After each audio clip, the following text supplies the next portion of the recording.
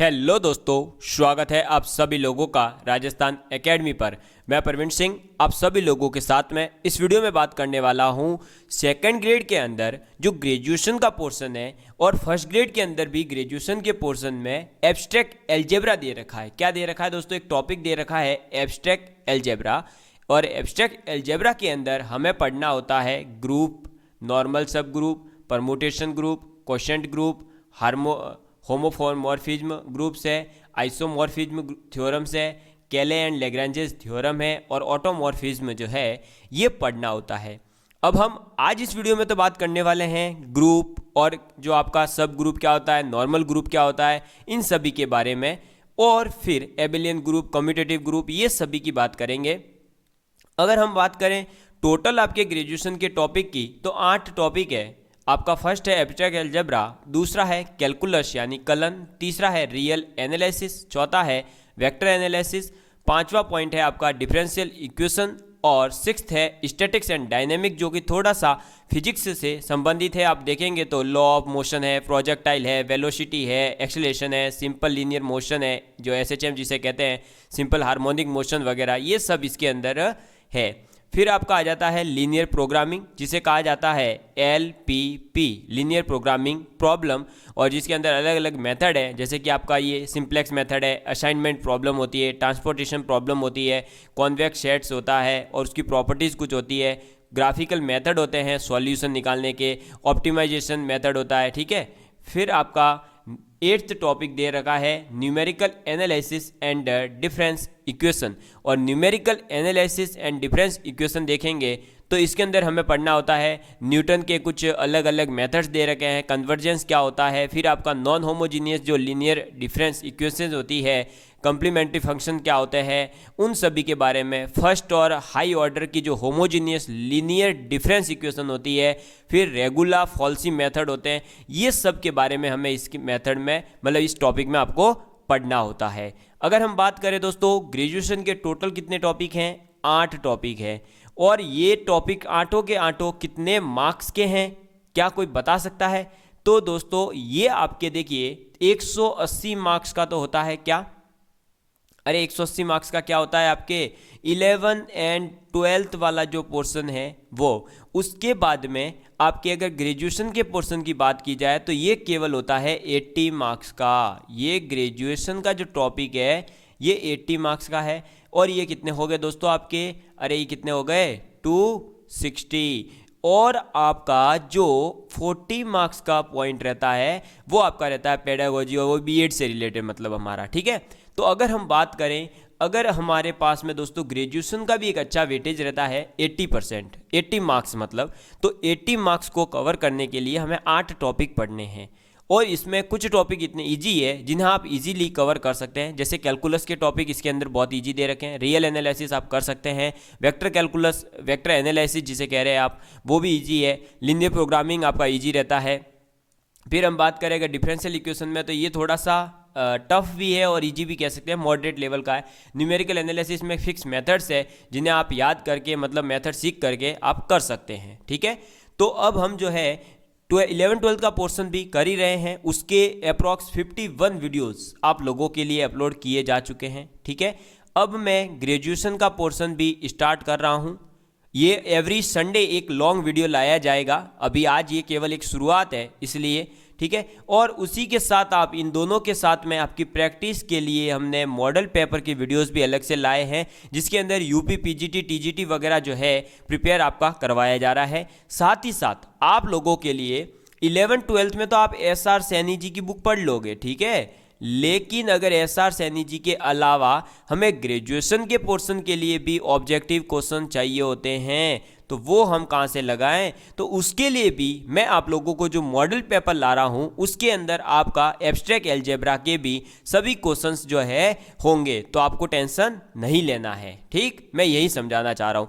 इसकी तैयारी के लिए वही है, जैसे 11-12 पहले प्रिपेयर करिए, उसके बाद में आप इन टॉपिक्स के ऊपर आइए। साथ ही साथ मैं ये भी कहूँगा कि 11-12 में जब आप कैलकुलेशन वाला टॉपिक पढ़ रहे हैं, यानी कैलकुलस वाला जो टॉपिक पढ़ रहे हैं, तो साथ में आप जो है इस टॉपिक को ज़रूर कवर करें। मतलब ये जो एसिम्पटोट है आपका, फिर मैक्सिमा मिनिमा वैल्यूज़ है, पार्शियल डेरिवेटिव्स है, बीटा गामा फंक्शन है, मीन वैल्यू थ्योरम है, ट्रिपल इंटीग्रल है, डबल इंटीग्रल है, ये सब चीज़ आप जो लास्ट पीछे पढ़ते हैं 11th-12th की कैलकुलस वहीं से कवर कर सकते हो, इसलिए आप उसको साथ के साथ कवर करें।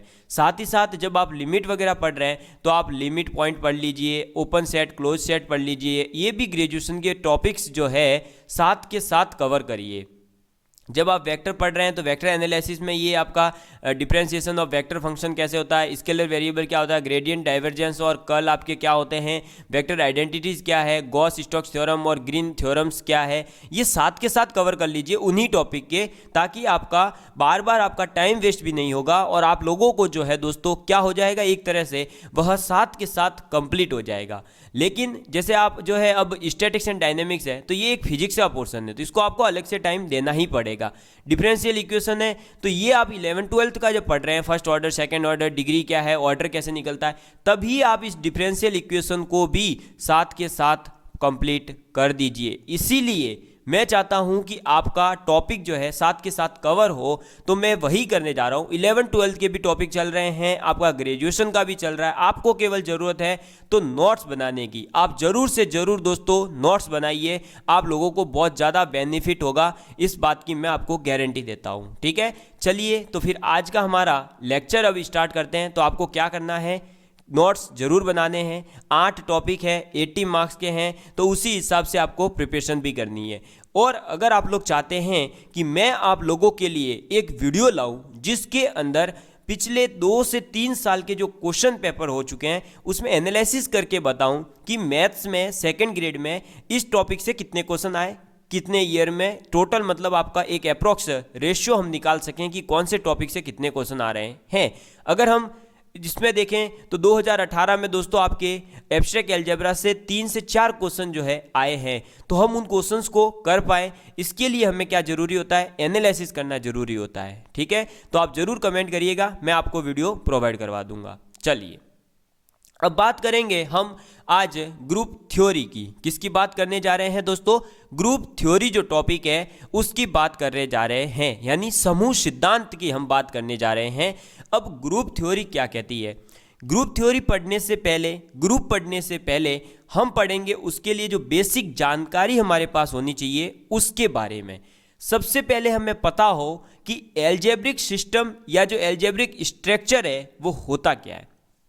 तो देखिए दोस्तों, वो system, a system consisting of this 3 points, जो सिस्टम इन 3 पॉइंटों को कंसिस्ट करता यानी कि रखता हो, उसे आप कह सकते हैं एल्जेब्रिक सिस्टम या एल्जेब्रिक स्ट्रक्चर।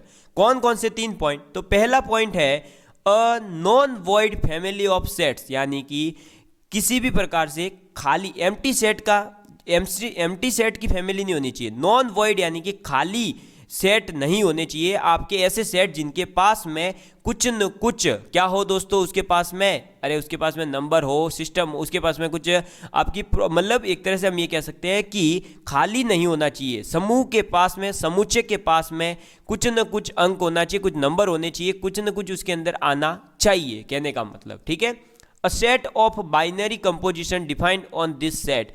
और जो आपके बाइनरी कंपोजिशन होता है, बाइनरी कंपोजिशन का मतलब आप लोग जानते होंगे अगर आप लोगों ने पढ़ा है तो, और बाइनरी कंपोजिशन का मतलब ये है केवल ये स्टार, जिसको हिंदी में कहा जाता है द्विआधारी शकीरिया। इसका मतलब क्या होता है, तो ये जो स्टार है इसको आप प्लस के लिए, गुणा के लिए, माइनस के लिए, किसी भी रूप में आप जो है इसको आगे यूज करेंगे हम अभी। तो इसी ये जो है डिफाइन होना चाहिए उस सेट के ऊपर, यानी उस सेट के अंदर आप प्लस, माइनस, गुणा, भाग इस प्रकार की चीजें कर सके। फिर अ सेट ऑफ स्पेसिफाइड एक्सियोम्स, जो सेट है उसके पास में कुछ स्पेसिफाइड एक्सियोम्स होने चाहिए, यानी उसके अंदर एसोसिएटिव हो, या फिर आपका जो है उसके अंदर क्या होना चाहिए दोस्तों, अरे उसके पास इन्वर्स होना चाहिए, या एसोसिएटिव होना चाहिए, या कम्यूटेटिव होना चाहिए। इस प्रकार से हम ये कह सकते हैं कि इसके पास में क्या होनी चाहिए दोस्तों, अरे इसके पास में क्या होना चाहिए, एक फिक्स एक्सियोम्स होने चाहिए कि ये इसके अंदर हो रहा है। समझ में आई बात, मतलब एक पर्टिकुलर कोई चीज आपका डिसाइड करनी चाहिए उस क्वेश्चन को। तो इज कॉल्ड एल्जेब्रिक सिस्टम या स्ट्रक्चर। तो ऐसा जो सिस्टम होगा, ऐसा जो एक आपके पास सिस्टम आ जाएगा जिसके पास में नॉन वॉइड फैमिली के सेट्स हो, बाइनरी कंपोजिशन डिफाइन हो और सेट ऑफ स्पेसिफाइड एक्सियोम्स हो, उसको हम कह सकते हैं एल्जेब्रिक सिस्टम या स्ट्रक्चर। समझ में आ गई बात? तो स्ट्रक्चर क्या है समझ चुके होंगे आप। चलिए आगे बढ़ते हैं। नेक्स्ट आ जाता है आपका वर्ड ग्रुपोइड या फिर बाइनरी एलजेब्रा। अब ग्रुपोइड या बाइनरी एलजेब्रा क्या होता है? तो ग्रुपोइड का मतलब होता है a non empty set G. A non empty set, non empty set है यानी कि अरिक्त समूह चे जी है जो occupied with one binary operation, यानी कि एक कोई ऐसा फंक्शन होना चाहिए जी जो ऑक्यूपाइड हो एक किसी बाइनरी ऑपरेशन के साथ में, किसी भी बाइनरी ऑपरेशन के साथ में, जिसमें कि आप बाइनरी ऑपरेशन क्या होता है? स्टार, ठीक है, इज कॉल्ड ग्रुपोइड, यानी कि ऐसा नॉन एम्प्टी सेट जी जो ऑक्यूपाइड हो वन बाइनरी ऑपरेशन के साथ में। अब वो बाइनरी ऑपरेशन कुछ भी हो सकता है, प्लस माइनस गुणा भाग, इस प्रकार से वो अगर है उस बाइनरी ऑपरेशन के साथ, अगर वो ऑक्यूपाइड है सेट, तो हम उसे कहेंगे ग्रुपोइड। ठीक है, इस ग्रुपोइड को डिनोट कैसे करेंगे? तो इसको डिनोट करेंगे ओपन ब्रैकेट जी कॉमा स्टार ब्रैकेट क्लोज। समझ में आ गई बात? तो इससे आप इसको डिनोट करते हैं। और जो इसके अंदर ये जी है, is a groupoid if G is closed for star. कहने का मतलब है कि ये जी जो है ये ग्रुपोइड कहलाता है केवल तब जब ये स्टार के लिए क्लोज्ड हो। स्टार के लिए क्लोज्ड होने का मतलब क्या होता है मैं यहीं पर बता देता हूं। क्लोज्ड का मतलब क्या है? देखिए दोस्तों, क्लोज्ड का मतलब होता है कि सपोज करिए ए, मैं यहां पर पेन चेंज कर देता हूं। सपोज आप करिए कि कोई दो नंबर है ए प्लस बी कर रहे हैं, तो ये जो प्लस है ये तो हुआ बाइनरी ऑपरेशन, ये दो नंबर्स है ये किसी सेट में से आए होंगे, तो a प्लस बी करने पर सपोज करिए मिल रहा है c। अब अगर a और b दोनों के दोनों आपके नेचुरल नंबर है, क्या है? नेचुरल नंबर है, और ये c जो मिलेगा, तो अगर दो नेचुरल नंबर को सपोज करिए 2 और 3 नेचुरल नंबर है, उनको आपने ऐड करा, क्या करा? 2 और 3 को ऐड करा, क्या मिला? 5। बताइए ये एक 5 भी नेचुरल नंबर है या नहीं है? तो है दोस्तों, 5 भी एक नेचुरल नंबर है।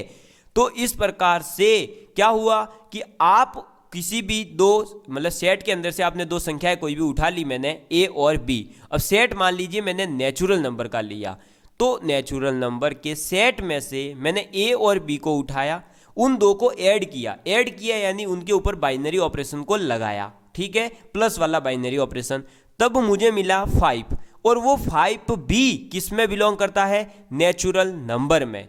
तो वो क्या कहलाएगा? इस प्लस के लिए नेचुरल नंबर का सेट क्या कहलाएगा? क्लोज्ड है। क्यों क्लोज्ड है?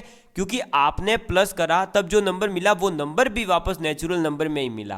कहने का मतलब कोई आपने सेट लिया, उस सेट में से आपने 2, 3, 4 संख्याएं उठा ली, जितनी भी आपकी इच्छा करी, उन संख्याओं के ऊपर आपने बाइनरी ऑपरेशन को अप्लाई किया। बाइनरी ऑपरेशन गुणा भाग कुछ भी हो सकता है, उसको अप्लाई करने के बाद जो आपके पास एक परिणाम आ रहा है, वो परिणाम भी आपका क्या आ गया? उसी सेट के अंदर से कुछ आ गया, तब आप उसे कहते हैं कि वो नंबर्स या फिर जो वो आपका सेट है वो क्या है? क्लोज्ड है उस पर्टिकुलर बाइनरी ऑपरेशन के लिए।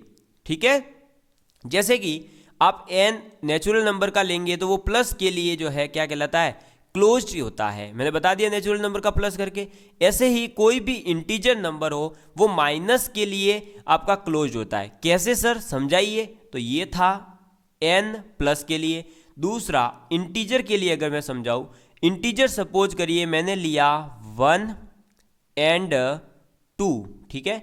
अब देखिए 1 और माइनस करना है, मैंने कर दिया 2, कितना आया? -1।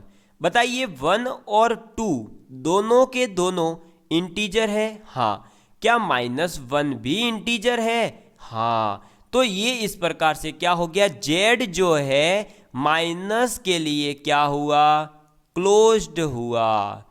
तो ये क्या हो गया, एक तरह से ग्रुपॉइड कहलाएगा। ऐसे ही Q क्या होता है दोस्तों, rational number. Rational number multiplication के लिए जो है क्या होते हैं दोस्तों, तो रेशनल नंबर मल्टीप्लिकेशन के लिए अरे क्या होते हैं, ये क्लोज्ड होते हैं। समझ में आ गई बात, ये याद रखना है। और क्लोज्ड का मतलब क्या है वो भी मैंने आपको बहुत ही बेहतरीन तरीके से मुझे लगता है समझा दिया है। अब देखिए एक नोट पॉइंट है दोस्तों, ये जो ग्रुपॉइड जिसकी हम बात कर रहे हैं इस आल्सो कॉल्ड कोशी ग्रुप। इसी ग्रुपॉइड को आप कोशी ग्रुप भी कह सकते हो। कोशी ग्रुप का मतलब QUASI ग्रुप, कोशी ग्रुप भी कहते हैं। तो ग्रुपॉइड का ही दूसरा नाम क्या है दोस्तों, कॉशी ग्रुप है। ये इसलिए याद रखना है क्योंकि एग्जाम में कई बार जो है कॉशी ग्रुप के नाम से क्वेश्चन पूछ लिया गया और बच्चे अगर ग्रुपॉइड याद करके चले गए थे तो वहां जाकर के आपको ग्रुपॉइड नहीं मिला तो आप क्या करोगे, तो ऐसे केस में आपको बचना है। ठीक है, चलिए बढ़े आगे की ओर। तो चलिए बढ़ते हैं आगे। अब हमारा नेक्स्ट आ जाता है लूप। क्या दोस्तों, लूप। अब ये लूप क्या है सर, तो लूप का मतलब है अ कॉशी ग्रुप या a groupoid is all called a loop. यानी कि आप कॉशी ग्रुप या ग्रुपॉइड जो होगा उसे आप लूप कहेंगे। कब, if it's has the identity element E for its composition star. कहने का मतलब कि अगर हम ग्रुपॉइड को लूप कह रहे हैं तो एक कंडीशन होगी। वो कंडीशन ये होगी दोस्तों कि जो भी आपने बाइनरी नंबर लगाया, जिसके लिए सपोज करिए बाइनरी नंबर प्लस का लगाया आपने, बाइनरी ऑपरेशन माइनस लगाया, गुणा लगाया, कुछ भी लगाया हो, अगर उस बाइनरी ऑपरेशन के लिए उस कॉशी ग्रुप के पास एक आइडेंटिटी एलिमेंट एग्जिस्ट करता है तो आप उसे कहते हैं लूप। सर आइडेंटिटी एलिमेंट का मतलब क्या है, देखिए आइडेंटिटी एलिमेंट का मतलब है कि अगर हम 2 + 0 करें कितना आएगा 2, और अगर हम 0 + 2 करें कितना आएगा 2। तो ये जो 0 है इससे इस क्वेश्चन के ऊपर कोई फर्क पड़ा क्या, नहीं। तो ये जो 0 है ये एक आइडेंटिटी कहलाएगा। क्या कहलाएगा, आइडेंटिटी कहलाएगा। लेकिन ये आइडेंटिटी किसके लिए कहलाएगा, तो प्लस के लिए, मतलब एडिशन के लिए आइडेंटिटी क्या है 0 है। समझ में आ गई बात।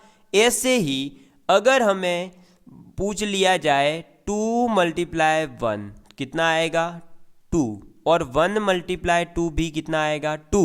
तो ये जो 1 है इससे इसके ऊपर कोई फर्क पड़ा क्या, नहीं।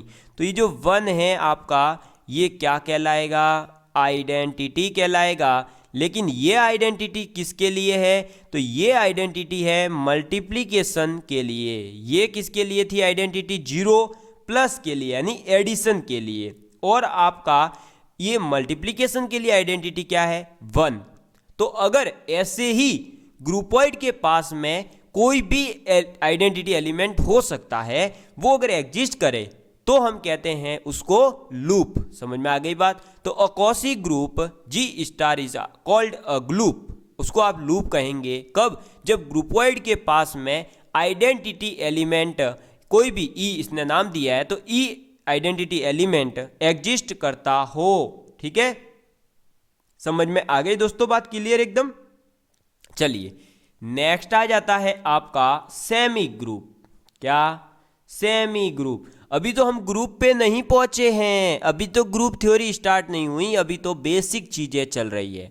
अब सेमी ग्रुप क्या होता है, तो an algebraic structure G* is called a semi group. मतलब कोई भी एल्जेब्रिक स्ट्रक्चर आपको दे दिया G*, उस G* एल्जेब्रिक स्ट्रक्चर को आप सेमी ग्रुप कहेंगे if binary operation star satisfies associative property.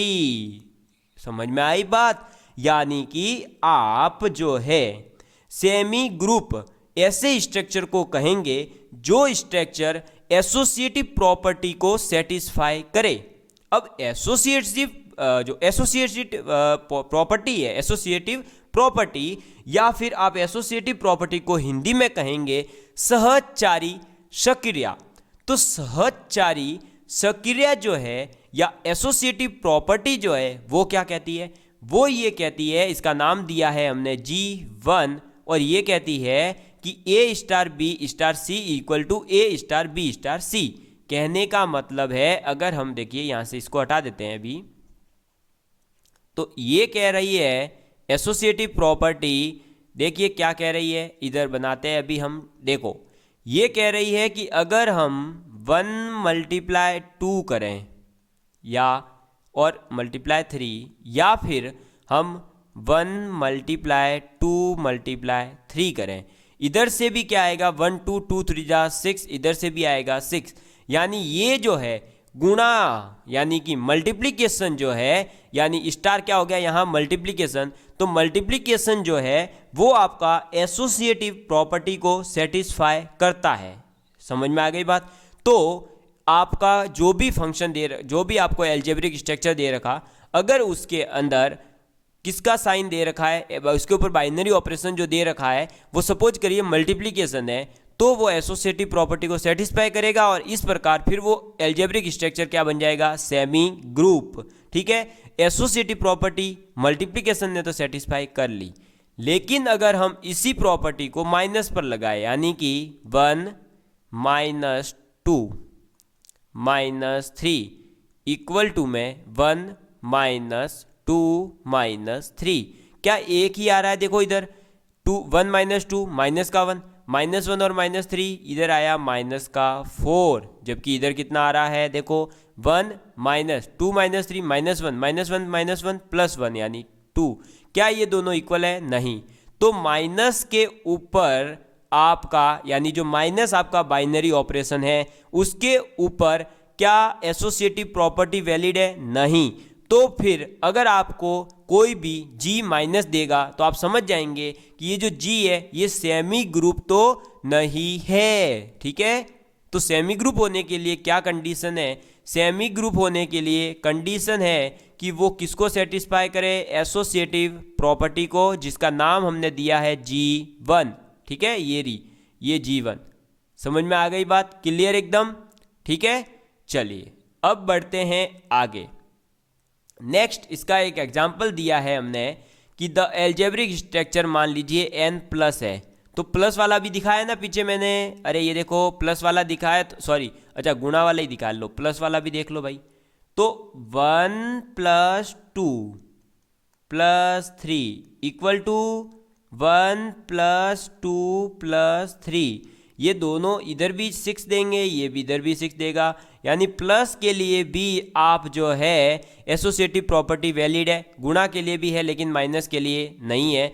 यही चीज़ हमने यहाँ लिखी है कि द एल्जेब्रिक स्ट्रक्चर n+ के लिए वैलिड है, z+ के लिए वैलिड है, z गुणा के लिए भी वैलिड है, R semi group, but structure z- is not, because minus is not satisfies associative properties.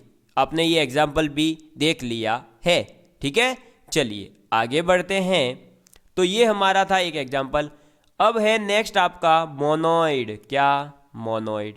अब ये मोनोइड क्या है?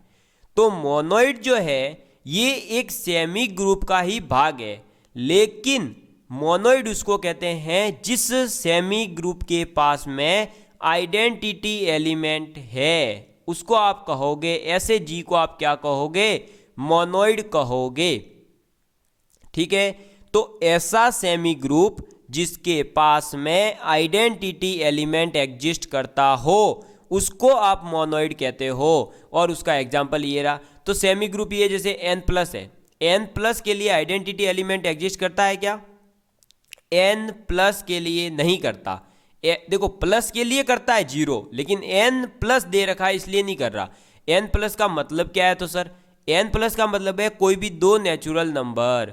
तो हमने ले लिए सपोज करिए 1 और 2। ठीक है, इसके लिए अब बताइए कि 1 प्लस क्या जोड़ूं कि वापस से 1 आए, केवल 0। लेकिन क्या 0 नेचुरल नंबर में बिलोंग करता है? नहीं, इसलिए जो आपका NZ है वो एक मोनोइड नहीं है। लेकिन आपका n गुणा वाला जो होगा वो एक मोनोइड होगा, क्योंकि 1 इंटू 1 कर सकता हूँ, 2 इंटू 1 कर सकता हूँ, तो 1 तो क्या है? नेचुरल नंबर है, इसलिए 1 एग्जिस्ट कर रहा है। तो आप ये कह सकते हो कि जिसके पास में आइडेंटिटी एलिमेंट एग्जिस्ट करे उसको हम कहते हैं, ऐसा सेमी ग्रुप जिसके पास में आइडेंटिटी एलिमेंट हो, हम उसको क्या नाम दे देंगे? हम उसको नाम दे देंगे मोनोइड। ठीक है, जैसे कि देखिए उसकी प्रॉपर्टी क्या है, तो ये रही e star a equal to a e star और इक्वल ए आ जाना चाहिए, जिसका एग्जाम्पल ये रहा कि द सेमी ग्रुप, सपोज करिए n गुणा एक सेमी ग्रुप है, n और बाइनरी ऑपरेशन है गुणा का, ये एक सेमी ग्रुप है, ये मोनोइड कहलाएगा क्योंकि एक जो है ना वो इसका आइडेंटिटी एलिमेंट है मल्टीप्लिकेशन के लिए। लेकिन n प्लस एक आइडेंटिटी एलिमेंट नहीं है, जो मैंने अभी आपको यहाँ एग्जाम्पल के माध्यम से समझा दिया है। ठीक है, चलिए नेक्स्ट है अब हमारा मेन जो चीज़, हमारा जो चैप्टर का नाम चल रहा है, और चैप्टर का नाम क्या चल रहा है? Group theory. तो अब हम पढ़ेंगे ग्रुप के बारे में कि ग्रुप है क्या आखिर। जो ग्रुप थ्योरी करते हैं, और ग्रुप थ्योरी सबको टफ लगता है, लेकिन ये ग्रुप है क्या, सबसे पहले ये तो पता हो। तो दोस्तों देखिए ग्रुप क्या है। ग्रुप वो है जो ये 3 पोस्टुलेट्स को सेटिस्फाई करे, पहला एसोसिएटिविटी को, दूसरा आइडेंटिटी एग्जिस्ट करती हो, और तीसरा इन्वर्स एग्जिस्ट करता हो। अगर इन 3 पोस्टुलेट्स को कोई भी आपका स्ट्रक्चर अगर सेटिस्फाई कर जाता है तो हम उसको कहते हैं ग्रुप। क्या कहते हैं? ग्रुप कहते हैं। अब पूरी ऑफिशियली पढ़ लेते हैं। An algebraic structure of set G and a binary operation star. An algebraic structure है कोई G जिसका बाइनरी ऑपरेशन लगा रहे हैं हम star, defined in G that is G star. और इसका मतलब क्या हुआ? ये एक एल्जेब्रिक स्ट्रक्चर है जिसके ऊपर बाइनरी ऑपरेशन आपको स्टार लगाना है। इज कॉल्ड अ ग्रुप, इसको आप ग्रुप कहते हो इफ स्टार यानी जो बाइनरी ऑपरेशन है वो सेटिस्फाइज द फॉलोइंग पोस्टुलेट्स, जो अगर इन तीनों के तीनों पोस्टुलेट्स को आपका स्टार फॉलो करे, यानी जो बाइनरी ऑपरेशन आपने लगाया वो इन 3 पोस्टुलेट्स को सेटिस्फाई करे, तो आप समझ जाइए कि वो क्या है दोस्तों, एक ग्रुप है। जैसे पहली प्रॉपर्टी है एसोसिएटिविटी। एसोसिएटिविटी का मतलब होता है the composition star is associative in G that is A star B star C equal to A star B star C। इसका मतलब क्या है? अरे इसका मतलब है कि आपको अभी जस्ट पीछे जो बताया मैंने, A गुणा 2 गुणा 3 करो या 1 गुणा 2 गुणा 3 करो, मतलब पहले आप 1 और 2 का मल्टीप्लाई करके फिर 3 का मल्टीप्लाई करो, या पहले 1 का फिर या फिर आप 2 और 3 का मल्टीप्लाई कर लो और फिर 1 का मल्टीप्लाई करो, बात एक ही है, आंसर एक ही आता है। तो इसको हम क्या कह सकते हैं? Associative property. Existence of identity. Identity क्या होती है? जिसका आप अगर उसके ऊपर जो बाइनरी ऑपरेशन आपको लगाना है वो लगा दें, फिर भी परिणाम वापस से वो का वही मिले, यानी कि A गुणा B अगर कर रहे हो तो वापस से A ही मिले, तो B उसका क्या हो जाता है? आइडेंटिटी एलिमेंट कहलाता है। और अगर आइडेंटिटी एलिमेंट एग्जिस्ट कर रहा है तो आपका ये सेकंड प्रॉपर्टी भी फॉलो करेगा, तो फिर वो ग्रुप बन सकता है अगर वो तीसरी को भी फॉलो करे। Existence of inverse.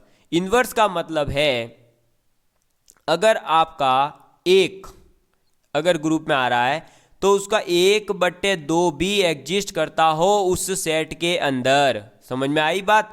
क्यों, सॉरी, अरे एक नहीं, अगर आपका 2 है वो सेट में आ रहा है तो 1/2 भी सेट में आ रहा हो तो आपका क्या हो गया? ये 2 का इन्वर्स। और इन्वर्स अगर एग्जिस्ट करता है तो ये तीनों की तीनों प्रॉपर्टीज फॉलो हो जाएगी, और फॉलो हो गई तो वो क्या बन जाएगा ग्रुप बन जाएगा। क्या बन जाएगा? ग्रुप बन जाएगा। समझ में आ गई बात? तो देखिए ये क्या है, each element of G is invertible. G का जितने भी एलिमेंट होंगे वो सब इन्वर्टिबल यानी इन्वर्स एग्जिस्ट करते होंगे। That is for every a belong to G there exist a inverse in G such that a star a inverse a is e. और आपको ये कहना चाहता है कि एग्जिस्ट करेगा अगर इन्वर्स तो जी का क्या होगा, सभी एलिमेंट क्या होंगे, इन्वर्टिबल होंगे।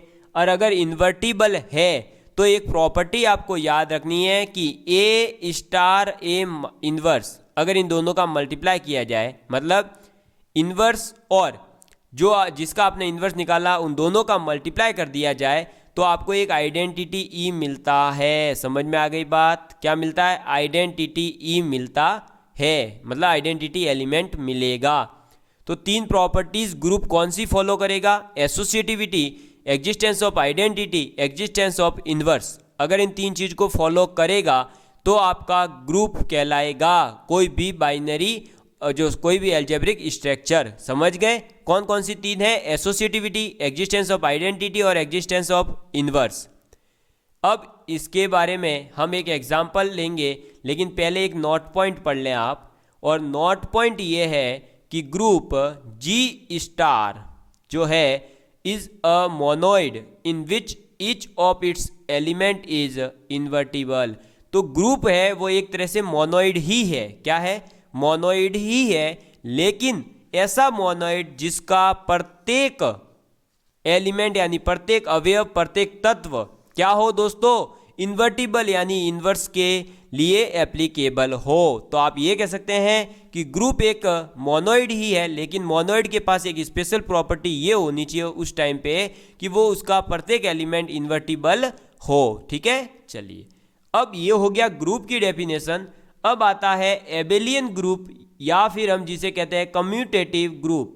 ठीक है, एबेलियन या कम्यूटेटिव ग्रुप का मतलब होता है a group G star is said to be abelian group. यानी किसी भी ग्रुप को आप एबेलियन ग्रुप कहोगे या कम्यूटेटिव ग्रुप कहोगे इफ जो आपका बाइनरी ऑपरेशन स्टार लगा हुआ है इज कम्यूटेटिव आल्सो। यानी कि पहले देखो तीन प्रॉपर्टी तो ग्रुप ऑलरेडी फॉलो कर चुका है। अब अगर चौथी प्रॉपर्टी जो है कम्यूटेटिविटी, और कम्यूटेटिविटी अगर कोई ग्रुप फॉलो कर दे तो हम उसको कहते हैं एबेलियन या फिर कम्यूटेटिव ग्रुप। और कम्यूटेटिव प्रॉपर्टी कहती है कि ए गुना बी करो चाहे बी गुना ए करो बराबर ही आएगा। यानी 1 × 2 करो चाहे 2 × 1 करो, आंसर हमेशा क्या आएगा? 2 आएगा। अगर ये चौथी प्रॉपर्टी कम्यूटेटिविटी भी फॉलो हो रही हो तो आप ऐसे ग्रुप को फिर क्या कहोगे? एबेलियन या कम्यूटेटिव ग्रुप।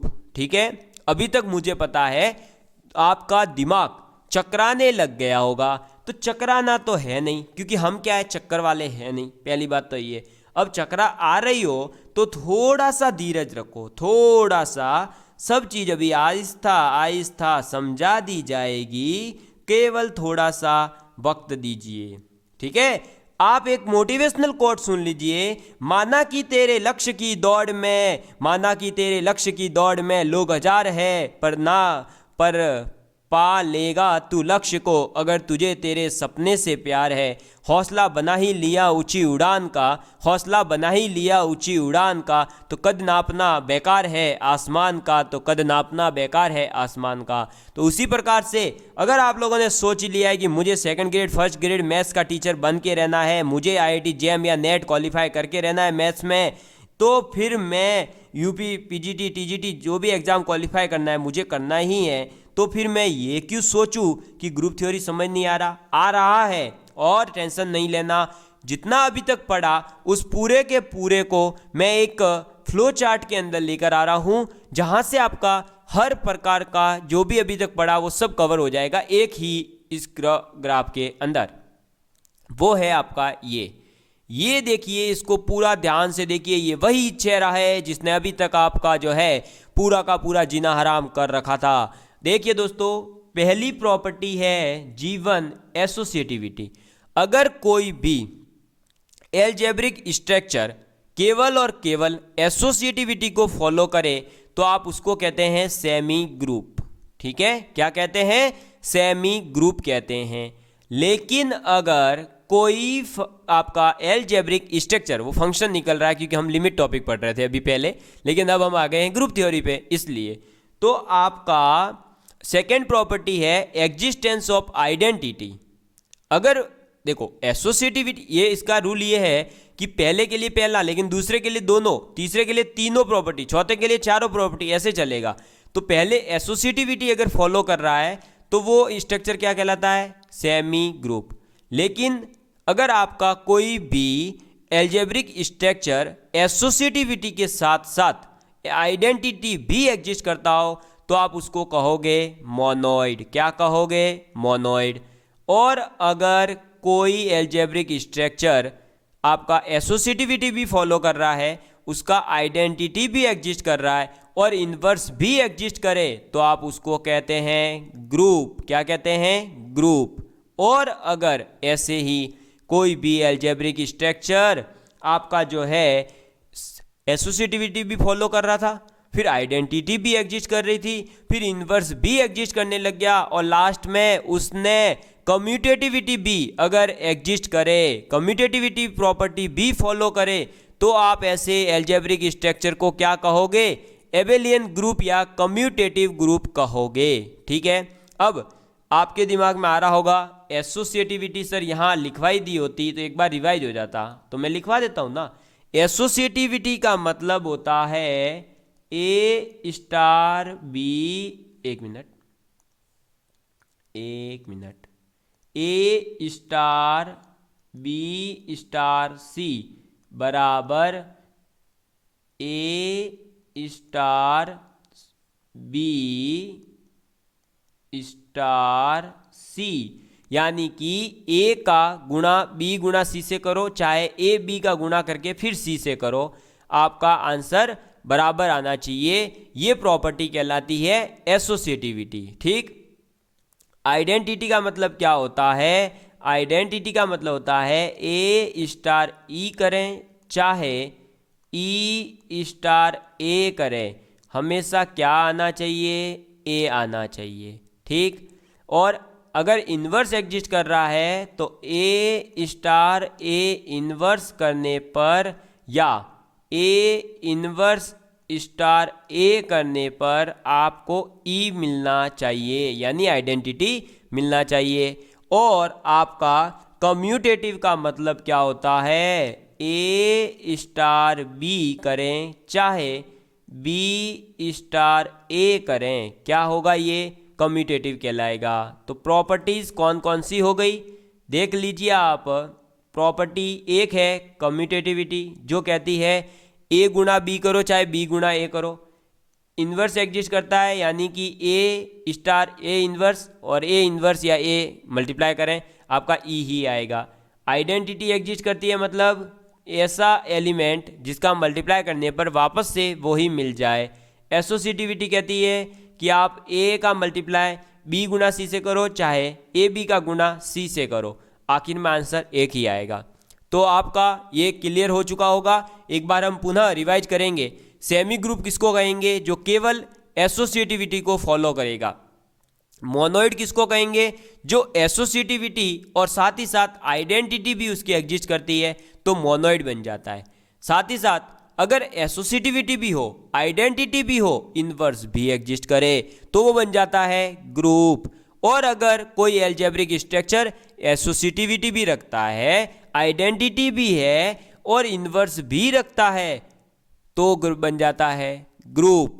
और अगर ऐसे ही ऐसा एल्जेब्रिक स्ट्रक्चर जो एसोसिएटिविटी, आइडेंटिटी, इन्वर्स और कम्यूटेटिविटी चारों की चारों प्रॉपर्टीज फॉलो करे तो बन जाएगा कम्यूटेटिव या एबेलियन ग्रुप। ठीक है, तो आज के लिए इतना ही, क्योंकि ये एक थ्योरेटिकल पोर्शन है तो हम इसको थोड़ा कवर करने की कोशिश करेंगे। बाद में जो आपके वीडियोस होंगे वो लॉन्ग लाएंगे, क्योंकि ये थोड़ा थ्योरेटिकल पोर्शन है, प्लस इसके क्वेश्चन जो आते हैं वो भी ऐसे आते हैं कि हमें सॉल्व करते वक्त थोड़ा सा सोचना पड़ता है, या हम ये कह सकते हैं कि थ्योरेटिकल टाइप के क्वेश्चन रहते हैं, तो हम कई बार तो जो है क्वेश्चन सॉल्व नहीं हो पाते। लेकिन हम आपको सिखाएंगे कि क्वेश्चन कैसे सॉल्व करना है और इस चैप्टर को कैसे पढ़ना है।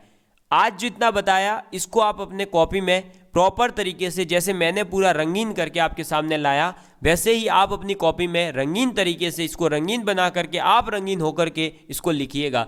तो और आप जब ग्रुप थ्योरी पढ़ रहे हैं तो पूरा आप खुद भी रंगीन हो जाइएगा, और आपके दिमाग में और आपके दिलों की धड़कनों में भी ग्रुप थ्योरी चलना चाहिए, तो ये अच्छे से समझ आता है। बहुत ही मस्त चैप्टर है, जिसने स्टार्टिंग से एक एक लेक्चर देख लिया वो रियली ग्रुप थ्योरी का हर क्वेश्चन करके आ जाएगा। ठीक है, जय हिंद, जय भारत। इसी तरह बने रहिएगा, अपना प्यार यूं ही बरसाए रखिए। आपका प्यार और भगवान की दुआएं हमें ही आगे लेकर जा रही है। धन्यवाद।